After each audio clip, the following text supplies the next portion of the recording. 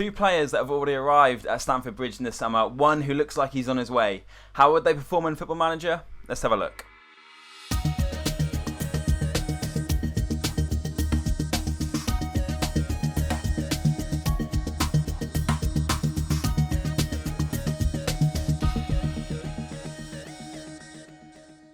Hello ladies and gents, and welcome back to another episode of Transfer Talk, where we take the biggest football transfers and football transfer rumours, put them into Football Manager and see how those players would perform at their new club. Today we have a 3-player special, all at Chelsea, 2 that have already moved in real life, Timo Werner and Hakim Ziyech, and then Kai Havertz, who looks like he's on his way, but it's not been confirmed at the time of recording this. Anyway, if it goes out and he's already there, I'm a genius. Let's jump straight into it then. This is the Chelsea info screen, of course. You can already see from pre-season, Havertz is the player that played the last game of pre-season, playing a bit deeper than probably what he's used to in his normal cam role. Or cam's a FIFA term I've been told off before. Can't use cam. But as I said, we're used to seeing Kai Havertz play further up that pitch in an attacking midfielder role, normally in the centre, in the brackets. Only 20 years of age, is a real prospect in world football, so it would be a real coup if Chelsea got him over the line. 43 million he's valued in the game so far, from Bayern Leverkusen, of course, if they are able to get a hold of him. But it's a bit of a weird one, because a lot of people think he's not really needed in this Chelsea side. Questions will be raised about what will happen to Mason Mount, say, if he does get in there, because, I mean, looking at Football Manager and his attributes, Kai Havertz is a lot better.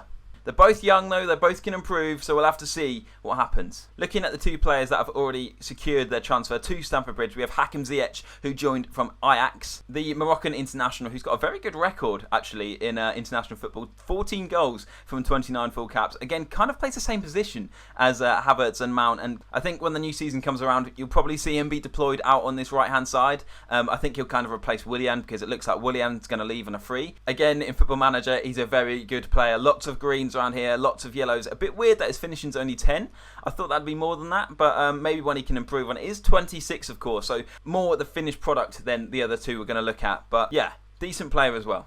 And finally today then, Timo Werner from RB Leipzig. Everyone knows about Timo Werner. He's got pace to burn. He scores for fun. Has been very impressive for Leipzig in the Bundesliga. He's still young, only 23 years of age. Again, raises questions over the development of someone like Tammy Abraham, because you'd imagine Timo Werner would be the player to come in and start ahead of him, although Leipzig sometimes do deploy him on the left for 3. Frank Lampard now is a bit like a kid in a sweet shop. The amount of attacking options in this Chelsea side, I get they have to build a team with depth, and with the amount of competitions they're going to be competing in, they're going to need a lot of players, but it just feels like they've got a lot going forward. So those are the 3 signings we're going to be looking at in today's episode. As normal, we're going to sim 3 seasons to see how they perform in this Chelsea side, starting off with season 1, of course, the 1920 season, the season that's just gone in real life, just without the coronavirus impact in the game. So let's see how they perform in season 1. They're predicted to finish 3rd, Chelsea, so it should be quite an interesting season. It'll be interesting as well to see who's going to play up top, whether Abraham gets the nod, whether Werner gets the nod, and especially in behind as well. Havertz, as we've already seen,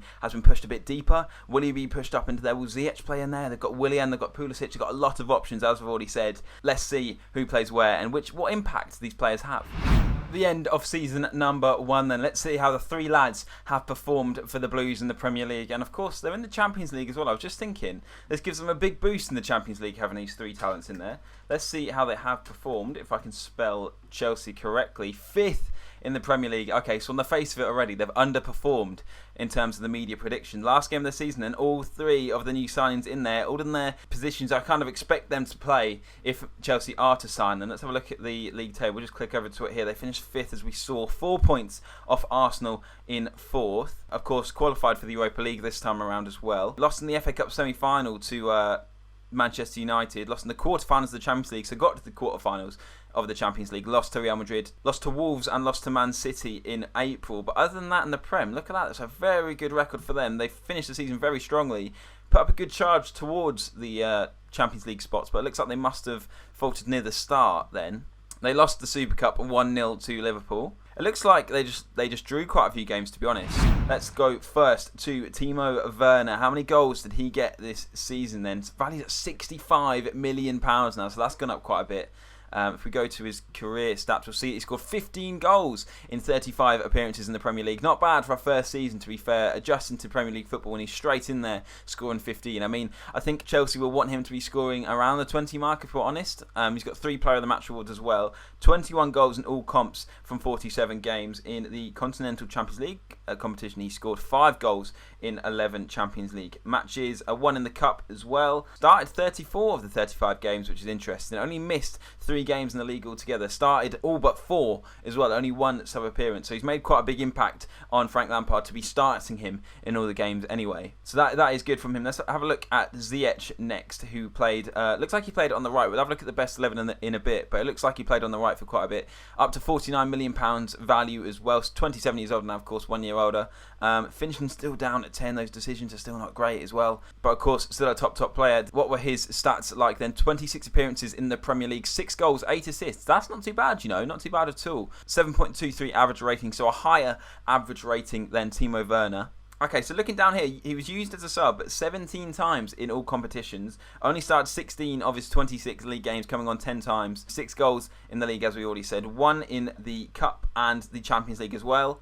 An assist in both the Cup and the Champions League also. And then 8 assists in the Prem, as we've already seen. So again, a good solid season from him, to be fair. 14 goal involvement in 26 Premier League games, of course, is quite a good return. Again, for a first season coming from the Eredivisie in Holland. So quite a higher standard of football as well across the board in terms of the opposition he's going to be playing against, and it looks like he settled in pretty well. And finally then, for the first season, how has Kai Havertz done? Valued at £70 million. I mean, these lads are shooting up in value. I imagine he played just about every game. Did he? 34 games, 15 goals from him playing in behind Timo Werner. So they've contributed 30 goals just between those two. 5 assists, 7.21 average rating. It kind of makes you think, has Timo Werner not scored enough in his first season? Especially as he only got 1 assist as well in the Premier League, which is not much really. It's not like he was creating chances like a Firmino, say, for other people. I mean, we haven't seen the game, so we don't really know. But 15 goals, if he's getting 15 and then your number 10 in behind is getting 15, I feel like he maybe should have got a few more. But it's good that they've got goals come from midfield as well, which has been quite key for Chelsea as well this season, to be fair, when you think of Mason Mount and Willian, who's got quite a few as well. So let's have a look then. He was used only 3 times as a sub, started 46 games. He scored 16 goals altogether then, so just 1 outside of his Premier League 15, in which he got in the Champions League. Got 4 assists in the Champions League also. So it's fair to say that Kai Havertz has been the most productive and best signing so far out of the 3. I mean, it looks like he's made that number 10 position his own. We will just have a look at the best 11 quickly, if I can get to it like this. Best 11. Let's have a look where they all fit then. Ziyech actually fits out on this left-hand side, which is interesting. Werner up top, as we kind of thought. Havertz in behind, and then Willian has taken this right-hand side. I didn't know if Ziyech would play out on this right-hand side. It looks like he has done sometimes. The fact that he's both-footed and also can play other side gives Frank a few options, and it looks like he's used him most of the time out on this left-hand side. Interesting as well that Mason Mount's actually been pushed back into centre midfield next to Kovacic. No Kante, which is a bit weird. He is still there. How many games did he still play? He played 38 games, so he played every game, to be fair. Started all but 1 in the Premier League. Weird that Mason Mount has been put in the best 11 ahead of him. So it looks like all 3 players have settled into Chelsea quite well after their first season. It's fair to say that Kai Havertz has been the standout performer so far. I think they might just go from strength to strength. Let's see how they get on in the second season. Here we are then at the end of season 2. Let's see how these players have performed this time around. If we just search Chelsea in here, have they got back into the Champions League? No, they haven't. So they finished 5th in the end. Then looks like Havertz played the last game of the season. He's the only one of the 3 in the starting lineup from that last game. Frank Lampard is no longer there, so he's been given the axe for finishing 5th 2 years in a row. Looking down here, Timo Werner and Kai Havertz both got 16 goals each. 21 assists from Kai Havertz.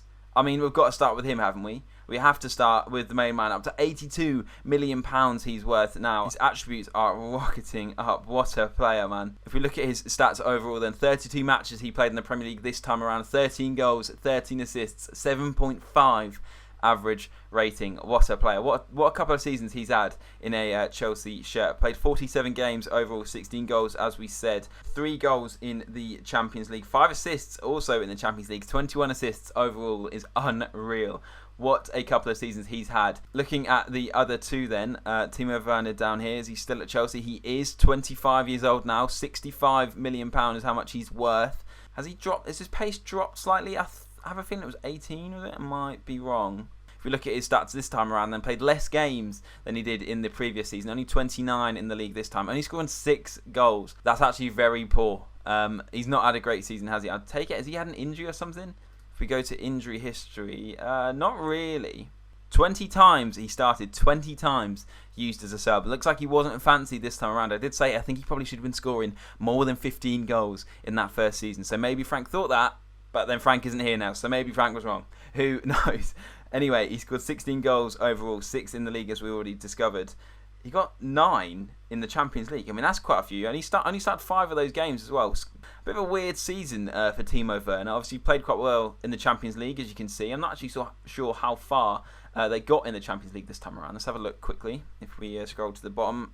Oh no, because they weren't in the Champions League, were they? Sorry, they were in the Europa League. So if I said anything about Kai Havertz getting assists or goals in the Champions League, he didn't, because they weren't in it. But Europa League, they got to the quarterfinals again. Got lost to Man United this time around.